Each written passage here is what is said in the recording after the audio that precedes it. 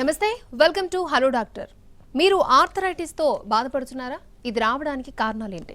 ఒకవేళ వస్తే ఎటువంటి క్యూర్ ఉంది, ఎటువంటి చికిత్సా విధానాలు ఉన్నాయని వివరించడానికి ఇవాళ మనతో పాటు ఉన్నారు హోమియోకేర్ ఇంటర్నేషనల్ నుంచి డాక్టర్ సందీప్. సో మీకు ఎటువంటి డౌట్ ఉన్నా కింద స్క్రోల్ అవుతున్న నెంబర్కి కాల్ చేయొచ్చు, నేరుగా డాక్టర్ గారితో మాట్లాడచ్చు. సో నమస్తే డాక్టర్. నమస్తే. సో ఆర్థరైటిస్ ఇవాళ ఈ రోజుల్లో ఏజ్తో సంబంధం లేకుండా అందరికీ సర్వసాధారణం అయిపోయింది. అండ్ ఏదైనా పెయిన్ వస్తే ఫస్ట్ ఆర్థరైటిస్ ఏమో అని ఒక పానిక్ సిచ్యువేషన్ కూడా క్రియేట్ అవుతుంది. సో ఏం చెప్తారు? సో ఆర్థరైటిస్ అంటే ఏంటంటే ఇన్ఫ్లమేషన్ ఆఫ్ జాయింట్స్ అండి. మన కీళ్ళల్లో మనకి ఇన్ఫ్లమేషన్ వచ్చినప్పుడు దాన్ని ఆర్థరైటిస్ అంటారు అనమాట. సో ఈ ఆర్థరైటిస్ అనేది జాయింట్ పెయిన్స్ పర్టికులర్గా. సో చాలాసార్లు మన శరీరంలో కండరాల నొప్పులు కూడా వస్తూ ఉంటాయి. వాటిని మనం ఫైబ్రోమయాల్జియాస్ అంటాం అనమాట. సో కండరాల నొప్పులు వేరు, ఆర్థరైటిస్ వేరు. సో దేనికున్న లక్షణాలు దానికి సపరేట్గా ఉన్నాయి. రెండిట్లోనూ పెయిన్ అనే విషయమే మనకి తెలుస్తుంది. ఎందుకంటే మన శరీరం మనకి ఏమైనా తెలియజేయాలి అంటే అది ఫస్ట్ నొప్పి ద్వారానే తెలియజేస్తుంది. అప్పుడే మనకి ఏదో సమస్య ఉన్నట్టు అర్థమవుతూ ఉంటుంది. అయితే సాధారణ కండరాల నొప్పిని అంటే ఫైబ్రోమయాల్జియాని మనం ఆర్థరైటిస్ తోటి పోల్చలేం. ఇప్పుడు మనం ఎప్పుడన్నా బాగా విగరస్గా కష్టపడ్డాం, నార్మల్గా హెల్దీగా ఉన్న పర్సన్ కూడా ఏదో శ్రమ చేయటం వల్ల, ఉదాహరణకి ఒక హౌస్ షిఫ్టింగో లేదా రూమ్ షిఫ్టింగో అలాంటివి చేసినప్పుడు కూడా బాగా కష్టం చేసినప్పుడు మనకి ఒళ్ళు నొప్పులు, కండరాల నొప్పులు వస్తూ ఉంటాయి. ఇవి సాధారణంగా మనకి 12 to 24 అవర్స్లో కొంచెం రెస్ట్ తీసుకున్నాక తగ్గిపోతూ ఉంటాయి. కానీ స్టిల్ తగ్గట్లేదు, ఇంకా అలాగే కంటిన్యూ అవుతుంది అంటే మనం అప్పుడు డాక్టర్ని సంప్రదించి ఏమైనా ఆర్థరైటిస్ సమస్యతోటి బాధపడుతున్నామా అని తెలుసుకోవాల్సిన అవసరం ఉంటుందన్నమాట. ఎందుకంటే ఉదాహరణకి ఇప్పుడు నడుము నొప్పితోటి బాధపడుతూ ఉన్నాం. సో నడుముకి, ఈ వెన్నెముకకి కూడా మనకి కండరాలు అనేటివి అటాచ్మెంట్స్ ఉంటాయి అన్నమాట. సో ఆ టెండాన్స్ కనుక ఏమైనా స్ప్రెయిన్ అయినప్పుడు కూడా మనకి ఈ నొప్పులు ఉంటాయి అన్నమాట. అలాగే మనకి కొన్ని స్పాండిలోసిస్ లాంటి కేసెస్లో కూడా మనకి పెయిన్స్ అనేటివి చూస్తూ ఉంటాం. సో మనం క్లినికల్ ఎగ్జామినేషన్ ద్వారా అండ్ ప్రాపర్గా కేస్ హిస్టరీ తీసుకోవడం ద్వారా అండ్ పేషెంట్ ఇదివరకు ఏమైనా ఆల్రెడీ ట్రీట్మెంట్స్ తీసుకున్నారా, రెస్ట్ తీసుకున్నా, లేకపోతే ఇంకా ఇంటి చిట్కాలు కానివ్వండి, లేకపోతే సాధారణ నొప్పి గోళీలు కానివ్వండి తీసుకున్నా కూడా పెయిన్ సెటిల్ అవ్వట్లేదా, ఇలాంటి అన్ని హిస్టరీ అంతటిని కూడా మనం కోరిలేట్ చేసుకుంటూనే మనం ఇది ఆర్థరైటిస్ సమస్యనా లేకపోతే ఇంకా సాధారణ కండరాల నొప్పి అనేది మనం తెలుసుకోగలుగుతూ ఉంటాం. అయితే ఈ ఆర్థరైటిస్లో చాలా రకాలండి. ఆర్థరైటిస్ అనేది ఒక పెద్ద టర్మ్ అనమాట. దాంట్లో మనం జాయింట్ పెయిన్స్ని చూస్తే మోర్ దెన్ 100 పైగా మనం ఆర్థరైటిస్ గురించి మనం మాట్లాడుకోవచ్చు. అందుకని అసలు ఇది ఎటువంటి జాయింట్ పెయిన్స్ అని తెలుసుకోవాల్సిన అవసరం ప్రతి ఒక్కరికి కూడా ఒక బేసిక్ నాలెడ్జ్ ఉండటం చాలా మంచిదండి. సో అందుకని మనం ఈ ఆర్థరైటిస్ గురించి అర్థం చేసుకోవాలంటే సాధారణంగా ఒక 4 రకాలుగా మనం విభజించుకోవచ్చు అనమాట. ఒకటి ఆస్టియో ఆర్థరైటిస్, అంటే అరుగుదల లోనవటం వల్ల, మన కీళ్ళు అరిగిపోవటం వల్ల కలిగే ఆర్థరైటిస్. ఇది చాలా సాధారణమైన ఆర్థరైటిస్ అనమాట. రెండోది రొమటాయిడ్ ఆర్థరైటిస్, అంటే లేదా ఇన్ఫ్లమేటరీ ఆర్థరైటిస్ అంటాం. ఈ ఇన్ఫ్లమేటరీ ఆర్థరైటిస్లో మనం రొమటాయిడ్ ఆర్థరైటిస్ మనం ప్రధానంగా చెప్పచ్చు. సో దీంట్లో ఏమవుతుంది అంటే ఇది ఒక ఆటో ఇమ్యూన్ సమస్య. అంటే మన రోగనిరోధక శక్తే గతి తప్పి తిరిగి మన కీళ్ళ మీదనే దాడి చేయటం వల్ల మన కీళ్ళన్నీ కూడా నాశనం అవుతూ ఉంటాయి అన్నమాట. సో దీన్ని మనం రొమటాయిడ్ ఆర్థరైటిస్ అంటూ ఉంటాం. అలాగే గౌటీ ఆర్థరైటిస్ అని చెప్పచ్చు. సో మన శరీరంలో యూరిక్ యాసిడ్ లెవెల్స్ ఎప్పుడైతే ఆడవాళ్ళలో 6.8 అంతకన్నా ఎక్కువగా అయినప్పుడు, లేదా మగవాళ్ళలో 7.2 అంతకన్నా ఎక్కువైనప్పుడు, మన బ్లడ్లో కనుక యూరిక్ యాసిడ్ లెవెల్స్ ఇంతకన్నా ఎక్కువగా లిమిట్ దాటినప్పుడు మనకి యూరిక్ యాసిడ్ అంతా కూడా చిన్న చిన్న క్రిస్టల్స్గా మారిపోయి మన కీళ్ళ చుట్టూతా చేరుతూ ఉంటాయి అన్నమాట. సో దీనివల్ల మనకి ఆర్థరైటిస్ కలుగుతుంది. ఇది గౌటీ ఆర్థరైటిస్ అని చెప్తూ ఉంటాం. దీంట్లోనే మనం సూడో గౌట్ గురించి కూడా మాట్లాడుకోవచ్చు. అలాగే 4వది వచ్చేసరికి సీరో నెగిటివ్ పాలీ ఆర్థరైటిస్ అంటారనమాట. అంటే మనం ఇందాక చెప్పుకున్నట్టుగా రొమటాయిడ్ ఆర్థరైటిస్ లాంటి లక్షణాలే చాలా వరకు ఉంటూ ఉంటాయి. అంటే చాలా కీళ్ళు ఎఫెక్ట్ అవుతూ ఉంటాయి. కానీ మనం రక్త పరీక్షలు చేసినప్పుడు మాత్రం ఈ కీళ్ళవాతానికి సంబంధించిన ఆర్ఏ ఫ్యాక్టర్ కానివ్వండి, సిఆర్పి కానివ్వండి, లేకపోతే ఏఎస్ఓటైటస్ కానివ్వండి, ఇవి కొద్దిగా మనం నెగిటివ్ రేంజ్లో చూస్తూ ఉంటాం అనమాట. సో దీన్ని మనం సీరో నెగిటివ్ పాలీ ఆర్థరైటిస్ అని అంటూ ఉంటాం అనమాట. ఉదాహరణకి సోరియాటిక్ ఆర్థరైటిస్ కానివ్వండి, లేకపోతే మనకి ఇంటెస్టైనల్ బౌల్ రిలేటెడ్ ఆర్థరైటిస్ కావచ్చు, అలాగే మనకి యూరినరీ ట్రాక్ట్ ఇన్ఫెక్షన్స్ వల్ల వచ్చే ఆర్థరైటిస్ కావచ్చు. ఇలాంటివన్నీ కూడా మనం ఈ కోవలో చెప్పుకుంటూ ఉంటాం అనమాట. ఓకే. సో మనం ఆర్థరైటిస్ని నెగ్లెక్ట్ చేస్తే కనుక వచ్చే కాంప్లికేషన్స్ ఏ విధంగా ఉంటాయి? సో మెయిన్గా మనం ఆర్థరైటిస్ని ప్రాపర్గా డయాగ్నోస్ చేయకుండా ఎర్లీ స్టేజెస్లోనే మనం తెలుసుకొని ట్రీట్మెంట్ తీసుకుంటే చాలా మంచి రిజల్ట్స్ ఉంటాయండి. కానీ మనం అక్కడ నెగ్లెక్ట్ చేసి చాలా లాంగ్ డ్యూరేషన్ పాటు మనం నెగ్లెక్ట్ చేస్తూనో, లేకపోతే ఆఫ్ కౌంటర్లో మనం మెడిసిన్స్ తీసుకుంటూ మన సొంత వైద్యం చేసుకుంటూ మనం ప్రాపర్గా మేనేజ్ చేయకపోతే దానివల్ల చాలా కాంప్లికేషన్స్ వస్తూ ఉంటాయండి. ముఖ్యంగా ఇది ఏ రకమైన ఆర్థరైటిస్ తోటి బాధపడుతున్నాం అనే దాని మీద ఆధారపడుతూ ఉంటుందన్నమాట. ఉదాహరణకి మనం ఆర్థరైటిస్ విషయంలో మనం బాగా అజాగ్రత్త చేసామనుకోండి, మనకి సాధారణంగా ఈ ఆర్థరైటిస్ బరువును మోసే కీళ్ళల్లో వస్తూ ఉంటాయి. కానీ ఈ ఆర్థరైటిస్ని బాగా మనం నెగ్లెక్ట్ చేసినప్పుడు చేతి వేలల్లో కూడా వచ్చే అవకాశం ఉంటుంది అనమాట. సో దీనివల్ల ఏమవుతుందంటే మన జాయింట్ యొక్క మొబిలిటీ తగ్గిపోతుంటుంది. అంటే కీలు ఎంత ఫ్లెక్సిబుల్గా కదలికలు చేయగలుగుతుందో అంత రేంజ్ ఆఫ్ మోషన్ బాగా తగ్గిపోవటం వల్ల మన రోజువారీ పనులు చేసుకోవడం కష్టమైపోతుంది. అలాగే పెద్ద కీళ్ళు ముఖ్యంగా మోకాలు, తుంటి విషయంలో మనకి ఆర్థరైటిస్ వచ్చినప్పుడు మన నడక కానివ్వండి, మన జీవన శైలి కూడా పూర్తిగా మారిపోతుంది అనమాట. సో ఆకృతి కూడా పూర్తిగా మారిపోయే అవకాశం ఉంటుంది. అదే మనకి నడుములో కానీ మెడలో కూడా, అంటే ఈ నడుము మెడలో ఉన్న వెన్నెముకల్లో కూడా ఈ ఆర్థరైటిస్ రావచ్చు. సో దానివల్ల మనకి విపరీతంగా నడుములో నొప్పి రావటము, డిస్క్ బల్జలు అయిపోవటం, సయాటికాకి దారి తీస్తూ ఉండటము, ఇలాంటి విపరీతమైన లక్షణాలు మొదలయ్యేటప్పుడు మనకి సర్జరీ అనివార్యమయ్యే పరిస్థితులు కూడా ఏర్పడుతూ ఉంటాయన్నమాట. సో ఇది ఆర్థరైటిస్లో ఉండే సాధారణ కాంప్లికేషన్స్. అదే రొమటాయిడ్ ఆర్థరైటిస్ విషయానికి వస్తే, మనం ఈ రొమటాయిడ్ ఆర్థరైటిస్ అజాగ్రత్త చేసినప్పుడు ఇది ఎక్స్ట్రా ఆర్టికులర్ మేనిఫెస్టేషన్స్కి కూడా దారితీస్తూ ఉంటుంది. అంటే ఇనీషియల్గా మనకి ఇది కీళ్ళల్లో ఈ రొమటాయిడ్ ఆర్థరైటిస్ స్టార్ట్ అవుతుంది. సో దీని లక్షణాలు ఎలా ఉంటాయంటే, చిన్న కీళ్ళల్లో నుంచి పెద్ద కీళ్ళ వరకు ఎఫెక్ట్ అవుతూ ఉంటుంది. 4, 5 అంతకన్నా ఎక్కువ కీళ్ళు ఎఫెక్ట్ అవుతూ ఉంటాయి. అండ్ రెండు వైపులా కూడా సేమ్ జాయింట్స్ ఎఫెక్ట్ అవుతూ ఉంటాయి అన్నమాట. ఇవి వీటిలో ఉన్న సాధారణమైన టెండెన్సీ. అలాగే పెయిన్ గ్రాడ్యువల్గా పెరుగుతూ ఉంటుంది. ఒక్కొక్కసారి కొన్నిసార్లు మనకి ఈ ఫ్లేరప్స్ బాగా ఎక్కువైనప్పుడు మనకి కేవలం షార్ట్ టైంలోనే, నిన్న సాయంత్రం వరకు బాగుంటాం, ఈరోజు పొద్దున్న లేసేసరికి విపరీతమైన నొప్పులు ఎక్కువైపోయే అవకాశం ఉంటుంది.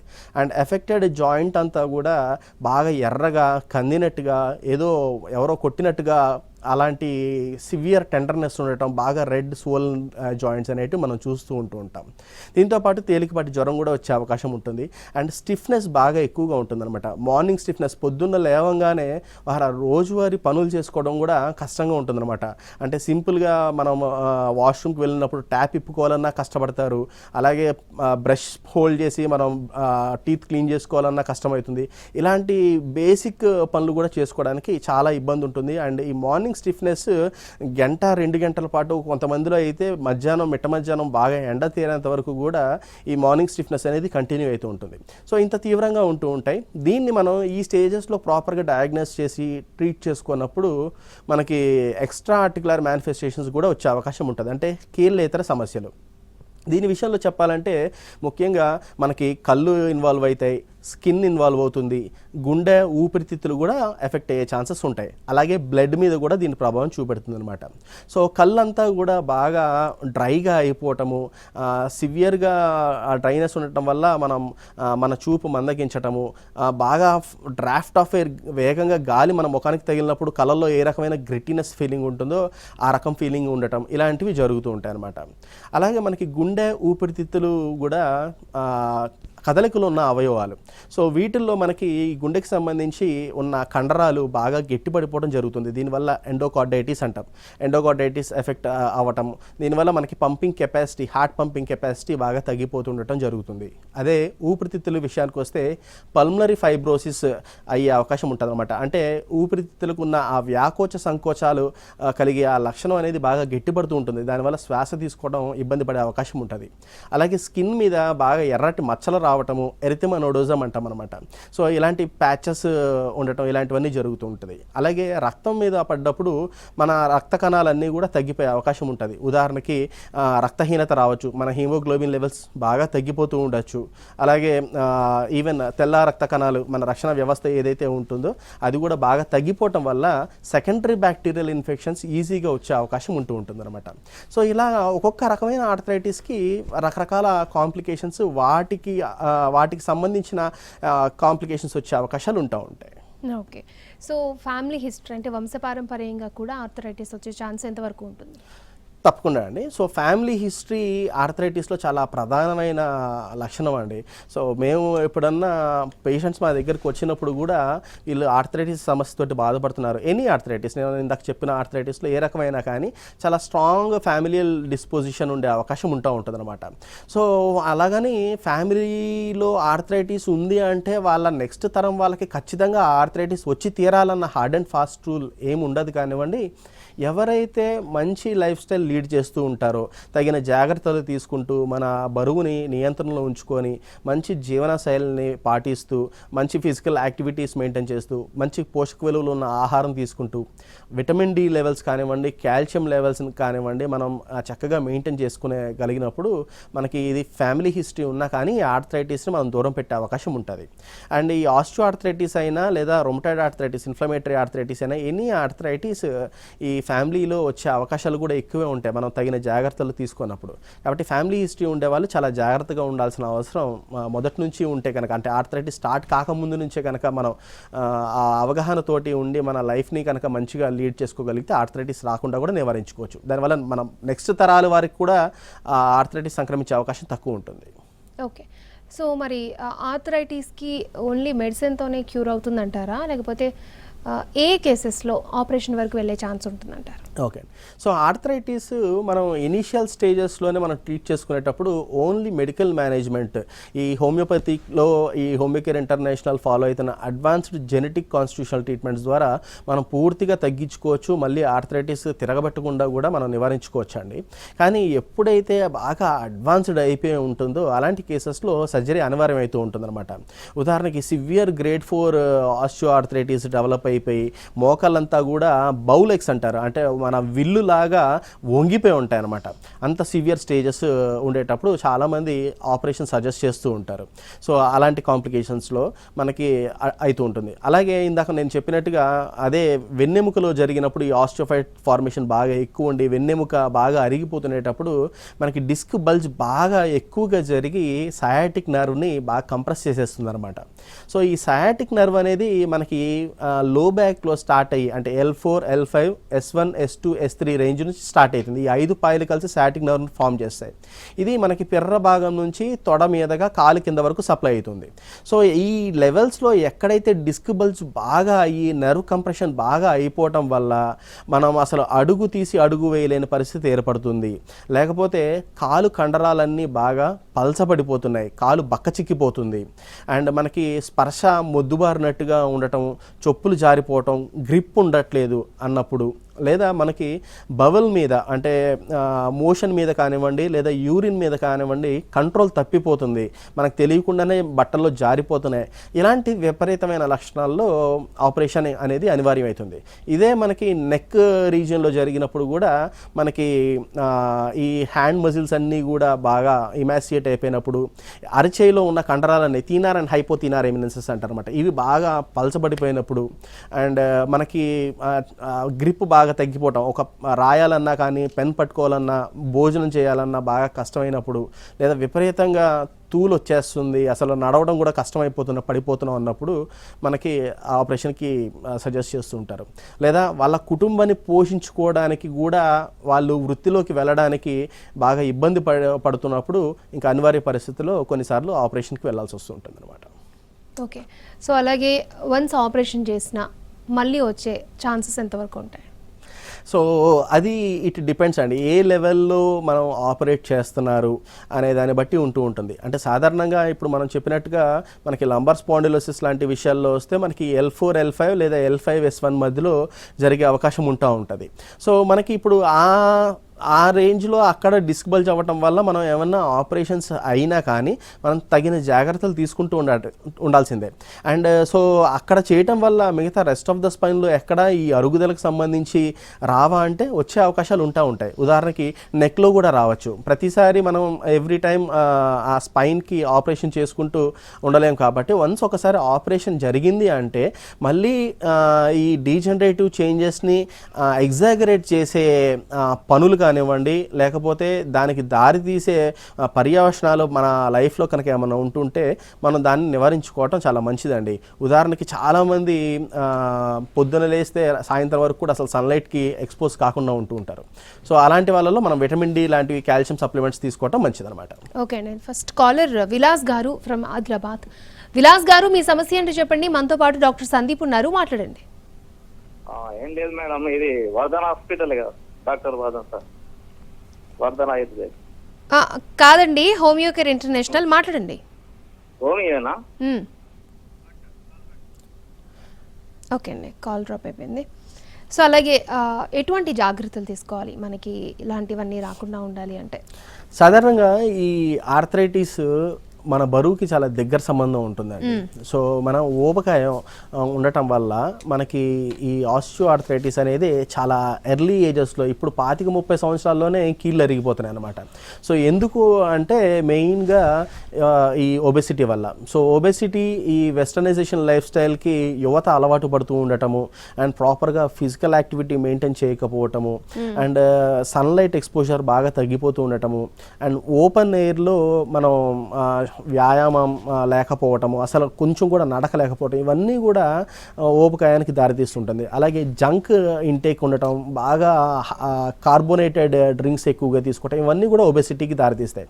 సో ఈ ఒబెసిటీతో పాటు మనకి ఈ నేను చెప్పిన కారణాల వల్ల విటమిన్ డి లెవెల్స్ కూడా చాలా మందిలో తగ్గిపోతున్నాయి. దానివల్ల ఏమవుతుందంటే మన బోన్ డెన్సిటీ తగ్గిపోతుంది అనమాట. అంటే మన బోన్ యొక్క గట్టితత్వం అనేది తగ్గిపోవటం వల్ల ప్రెషర్ అనేది ఎక్కువగా జరుగుతుంది. సో దీనివల్ల మనకి ఆ సైనోవేల్ మెంబ్రేన్ అనేది బాగా డ్యామేజ్ అవుతూ ఉండటము, అలాగే మనకి ఆస్టియోఫైట్ ఫార్మేషన్ అనేది చాలా ఎర్లీగా వచ్చేస్తూ ఉండటము, జాయింట్ స్పేస్ తగ్గిపోతూ ఉండటం, ఇలాంటివన్నీ కూడా మనకి ఈ జాయింట్ పెయిన్స్కి దారితీస్తూ ఉంటాయి అన్నమాట. ఓకే, నెక్స్ట్ కాలర్ ముఖేష్ గారు హైదరాబాద్ నుంచి. ముఖేష్ గారు, మీ సమస్య ఏంటో చెప్పండి. మనతో పాటు డాక్టర్ సందీప్ ఉన్నారు, మాట్లాడండి. గుడ్ ఆఫ్టర్నూన్ సార్, చెప్పండి. సార్, నాకు స్పైన్ లోవర్ బ్యాక్ బాగా పెయిన్ వస్తుంది సార్. అయితే ఒకసారి ఎంఆర్ఐ తీపించుకుంటే స్కోలియాసిస్ 40% పైగా ఉందన్నారు, ప్లస్ NF1 ట్యూమర్ ఉందన్నారు సార్. దీన్ని వాళ్ళేమో స్పైన్ సర్జరీ ఏంటంటే వీళ్ళు సర్జరీకి రికమెండ్ చేశారు. వితౌట్ సర్జరీ ఏమైనా పాసిబుల్ ఉందా సార్ తగ్గడానికి?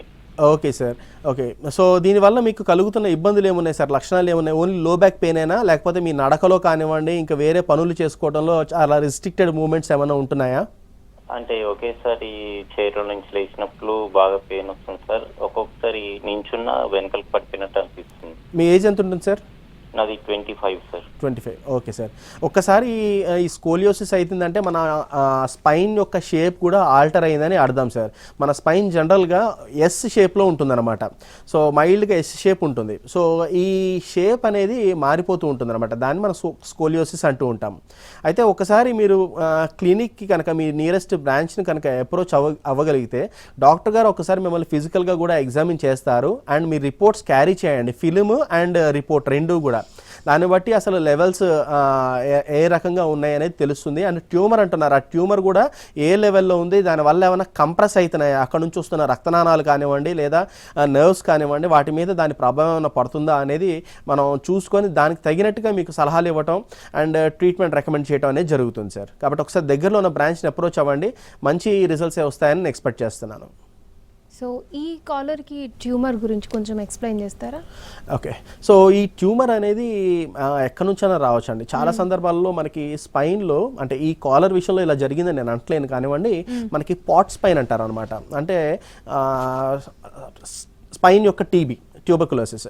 సో ఇది ఎక్కడన్నా మనకి ప్రైమరీ సోర్స్ అంటే మనకి లంగ్స్ ద్వారా వెళ్తుంది, అక్కడ నుంచి మనకి సెకండరీ సోర్స్గా స్పైన్ కూడా ఎఫెక్ట్ అయ్యే ఛాన్సెస్ ఉంటాయి. సో ఇలాంటివి ఈ పాట్ స్పైన్ లాంటి కేసెస్ ఉంటాయి. లేకపోతే హిమాంజియోమస్ అంటారు, అక్కడ బ్లడ్ వెజల్ నుంచి, అంటే స్పైన్కి సప్లై చేసే బ్లడ్ వెజల్స్ నుంచి రావచ్చు, లేకపోతే బోన్ నుంచే ట్యూమర్స్ రావచ్చు.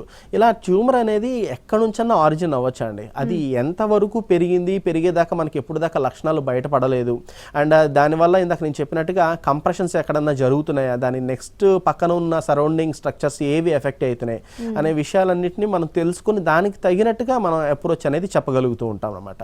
కొన్ని కేసెస్లో అలాంటి కేసెస్ని మనం సర్జరీకి అవాయిడ్ చేయొచ్చు కూడా. ఒకవేళ పేషెంట్ హోమియోపతి ట్రీట్మెంట్స్కి రెస్పాండ్ అయ్యేంత టైం మనకి శరీరం ఇవ్వలేదు అనుకుంటే కొన్ని కేసెస్లో మనం సర్జరీ దాకా కూడా వెళ్ళే అవకాశం ఉంటుంది. అండ్ వాళ్ళకున్న లక్షణాలను బట్టి, వాళ్ళ ఒక ఆర్థిక పరిస్థితిని బట్టి, వాళ్ళ యొక్క కుటుంబ బాధ్యతలను బట్టి ఇలా అనేక విషయాల్ని దృష్టిలో ఉంచుకుంటూనే మనం ఏదన్నా సజెస్ట్ చేయాలి. కానీ మనం స్పెసిఫిక్గా హార్డ్ అండ్ ఫాస్ట్ రూల్ ఏమీ ఉండదు. ఓకే, సో స్పైన్లో కూడా ఆర్థరైటిస్ వచ్చే ఛాన్స్? డెఫినెట్గా అండి. సో ముఖ్యంగా మనకి మన తల బరువునంతా మన మెడలో ఉన్న వెన్నెముకనే మోస్తూ ఉంటుంది. అలాగే మనం కూర్చున్నప్పుడు మన బరువు అంతా కూడా లేదా నించున్నప్పుడు మన లో బ్యాక్ మీద పడుతూ ఉంటుంది అనమాట. సో ఈ రెండు చోట్ల వెన్నెముక కరిగిపోయే అవకాశం ఎక్కువ ఉంటుంది. అందుకని మిడిల్ స్పైన్లో మనకి ఎక్కువ నొప్పులు పెద్దగా ఉండవు. అంటిల్ అండ్ అన్లెస్ మనం ఇందాక చెప్పినట్టు పాట్స్ పైన అయినా ఇంకా వేరే ఫ్రాక్చర్స్ అయినా ట్రామా హిస్టరీ, దెబ్బ తాకటం వల్ల హిస్టరీ ఏమైనా ఉంటే తప్ప మనకి ఎక్కువ నెక్ పెయిన్స్, బ్యాక్ పెయిన్ ఉంటుంది అనమాట. ఎందుకంటే ఇది వెయిట్ బేరింగ్ ఏరియా. సో మనం ఇందాక చెప్పుకున్నట్టుగా కాల్షియం బాగా తగ్గిపోయినప్పుడు కానివ్వండి, విటమిన్ డి తగ్గిపోయినప్పుడు కానివ్వండి, థైరాయిడ్ లాంటి కంప్లైంట్స్ ఉన్న వాళ్ళలో కానివ్వండి, లేదా మనం బాగా ఎక్కువ బరువు ఉంటున్నా కానీ, లేదా మనం కంటిన్యూస్గా నించొని చేసే పనులు, లేకపోతే వృత్తిరీత్యా బరువులు తీయాల్సిన పనులు చేస్తుంటారు చాలామంది. సో వీళ్ళల్లో మనకి ఆ ఏరియాస్లో ఎక్కువ డీజనరేటివ్ చేంజెస్ స్టార్ట్ అయ్యేటివి ఉంటాయి అనమాట. దీన్నే స్పాండిలోసిస్ అంటారు. So spondylosis is nothing but degenerative changes of spine అనమాట. అది మెడలో అయితే సర్వైకల్ స్పాండిలోసిస్ అంటాం, నడువులో అయితే లంబార్ స్పాండిలోసిస్ అంటూ ఉంటాం. ఓకే, సో అలాగే ట్రీట్మెంట్ విధానం మీ దగ్గర ఏ విధంగా ఉంటుంది ఆర్థరైటిస్కి? సో ఇద్దరు పేషెంట్స్ కూడా ఒకటేలాగా ఉంటారు మేడం. సో వాళ్ళు ఏ స్టేజ్లో వస్తున్నారు, వాళ్ళ పెయిన్ సివియారిటీస్ ఎలా ఉన్నాయి, అండ్ వాళ్ళ మొడాలిటీస్ ఏమున్నాయి, అంటే ఎలాంటి సర్కమ్స్టాన్సెస్లో వాళ్ళకి పెయిన్స్ ఎక్కువ అవుతున్నాయి, ఏం చేస్తే ఎలాంటి పొజిషన్స్లో వాళ్ళు కంఫర్టబుల్ ఫీల్ అవుతున్నారు, ఇలాగా వాళ్ళు లక్షణాలు ఎలా ఉన్నాయి, అండ్ తర్వాత డయాగ్నోసిస్, వాళ్ళు ఏ రకమైన ఆర్థరైటిస్ తోటి బాధపడుతున్నారు, దాని సపోర్టింగ్ కన్ఫర్మేటరీ ఎవిడెన్సెస్ ఏమైనా ఉన్నాయా, బ్లడ్ టెస్ట్లు. సో ఇలా మనం సిమ్టమ్స్ అండ్ డిసీజ్ యొక్క డయాగ్నోసిస్ చేసుకొని దాంతోపాటు వాళ్ళ యొక్క శరీర తీరును కూడా మనం పరిశీలనలో పెట్టుకొని వాళ్ళకి తగినట్టుగా మనం ట్రీట్మెంట్ ఇవ్వడం జరుగుతుంది అనమాట. దీనివల్ల మనకి ముఖ్యంగా సిమ్టమాటిక్ రిలీఫ్ ఇవ్వడమే కాకుండా మనం ఫర్దర్ ప్రోగ్రెషన్ ఆఫ్ ద డిసీజ్ని మనం అరెస్ట్ చేయొచ్చు అనమాట. సో దానివల్ల మనకి ఫ్యూచర్లో కాంప్లికేషన్స్ రాకుండా ఉంటుంది అండ్ జాయింట్ని మనం కాపాడుకోగలుగుతాం. కాబట్టి మనకి పెయిన్ అంతా కూడా సెటిల్ అవుతుంది. ఓకే అండి, నెక్స్ట్ కాలర్ రాజేశ్వర్ గారు నిజామాబాద్ నుంచి. రాజేశ్వర్ గారు, మీ సమస్య ఏంటో చెప్పండి. మనతో పాటు డాక్టర్ సందీప్ ఉన్నారు, మాట్లాడండి. మేడంకు మెడ నుండి నరం లాగుతుంది, నడుములో నొస్తుంది. ఓకే, ఎంత వయసు ఉంటుంది సార్ మేడంకి? 45 అండి. ఓకే ఓకే, ఇంకా వేరే ఇతర ఆరోగ్య సమస్యలు ఏమైనా ఉన్నాయా, లైక్ బీపీ కానీ, షుగర్ కా, థైరాయిడ్? ఓకే, థైరాయిడ్ ఉంది. ఓకే, థైరాయిడ్ గోళీలు టాబ్లెట్స్ వాడుతుంది. ఓకే ఓకే ఓకే అండి. సో మెడ నొప్పి, నడు నొప్పులు ఉంటున్నాయి, కాళ్ళల్లోకి చేతుల్లోకి కూడా దిగపడుతున్నాయా నొప్పులు, తిమ్మిర్లు? కాలు ఒక్కటే, మెడ కుడి భాగం కించి కాళ్ళు అంతా వస్తుంది. ఓకే ఓకే అండి. ఎక్స్రే కానీ ఏమన్నా పరీక్షలు చేయించారా? ఇంకా లేదండి, ఏం లేదు. ఓకే అండి, సరే, మరేం పర్లేదండి. ఫస్ట్ మీరు ఒక్కసారి క్లినిక్కి రండి. క్లినిక్లో వచ్చినప్పుడు కూడా మిగతా మీ లక్షణాలు అన్నీ కూడా ఎలా ఉన్నాయి తెలుసుకొని ఫిజికల్ ఎగ్జామినేషన్ ద్వారా మనం ఒక ప్రాబబుల్ డయాగ్నోసిస్కి వద్దాం. అప్పుడు అవసరం ఉంటుందంటే మనం ఎక్స్రేస్ ఏమైనా చూసుకొని దానికి తగినట్టుగా మనం ట్రీట్ చేయొచ్చు. సో స్పాండిలోసిస్ సమస్య, సర్వైకల్ అండ్ లంబార్ స్పాండిలోసిస్ తోటి బాధపడుతున్నారా అని అనిపిస్తుంది మీరు చెప్తున్న లక్షణాలను బట్టి. మీరు ఇక్కడ ఈ జెనెటిక్ కాన్స్టిట్యూషనల్ ట్రీట్మెంట్స్ తీసుకోవడం వల్ల సిమ్టమాటిక్ రిలీఫ్తో పాటు మనం ఈ ఫర్దర్ డీజనరేటివ్ చేంజెస్ను కూడా మనం కంట్రోల్ చేయొచ్చు సార్. సో దానివల్ల మనకి రిలీఫ్ ఉంటుంది అండ్ ఫర్దర్గా డ్యామేజ్ కాకుండా మనం అరికట్టుకోవచ్చు. సో ఒకసారి ట్రీట్మెంట్ కొరకు మీరు దగ్గరలో ఉన్న బ్రాంచ్ని అప్రోచ్ అవ్వండి. సో ఇలాంటివన్నీ కూడా ఆడవాళ్ళు, పర్టికులర్గా థైరాయిడ్ సమస్యతో బాధపడుతున్న వాళ్ళలో ఎక్కువ మందిలో మనం ఈ కంప్లైంట్స్ చూస్తుంటాం. కాబట్టి ఎర్లీగా స్టార్ట్ చేసుకున్నప్పుడు మనకి రిజల్ట్స్ కూడా చాలా మంచిగా వస్తూ ఉంటాయి అన్నమాట. ఓకే అండి, సో థైరాయిడ్ ఉన్న వాళ్ళకి ఆర్థరైటిస్ వచ్చే ఛాన్స్ ఉందంటారా? ఖచ్చితంగా అండి. సో థైరాయిడ్ ఏం చేస్తుంటుందంటే మన శరీరంలో మెటబాలిజం అంతా కూడా కంట్రోల్ చేస్తూ ఉంటుంది. సో ప్రోటీన్ కావచ్చు, కార్బ్స్ కావచ్చు, ఫ్యాట్ కావచ్చు, అలాగే కాల్షియం మెటబాలిజంని కూడా రెగ్యులేట్ చేస్తూ ఉంటుంది అనమాట. సో దీనివల్ల ఏమవుతుంది అంటే మనకి కాల్షియం తగ్గిపోతూ ఉండటము అండ్ ఈ బోన్ డెన్సిటీ బాగా తగ్గిపోతూ ఉండటం వల్ల మనకి ఈ ఆర్థరైటిస్ వచ్చే అవకాశం ఉంటూ ఉంటుంది. ఇంకొక లక్షణం ఏంటంటే థైరాయిడ్ వాళ్ళు బరువు పెరుగుతూ ఉంటారు. థైరాయిడ్ కనుక కంట్రోల్లో లేకపోతే. సో సరైన విధంగా మనం థైరాయిడ్ని ట్రీట్ చేసుకోకపోతే ఆ బరువు పెరుగుతూ ఉండటం వల్ల పేషెంట్ ఏమో బరువు పెరిగిపోతూ ఉంటారు, కీళ్ళేమో బలహీనపడిపోతూ ఉంటాయి. దానివల్ల మనకి ఈ డీజనరేటివ్ చేంజెస్ చాలా ఎక్కువగా వచ్చే అవకాశం ఉంటుంది. అండ్ పెయిన్ కూడా చాలా ఎక్కువ తీవ్రతగా కనిపిస్తూ ఉంటుంది అనమాట. సో థైరాయిడ్ పేషెంట్స్లో ఉండేటప్పుడు అందుకే ఈ ఆర్థరైటిస్తో పాటు మన థైరాయిడ్ని కూడా కంట్రోల్లో ఉంచుకోవాల్సిన అవసరం ఉంటుంది. Right, thank you doctor Sandeep గారు, చాలా విషయాలు చెప్పారు ఆర్థరైటిస్ గురించి. రైట్, చూసారు కదా, ఇది ఈనాటి మన హలో డాక్టర్. నమస్తే.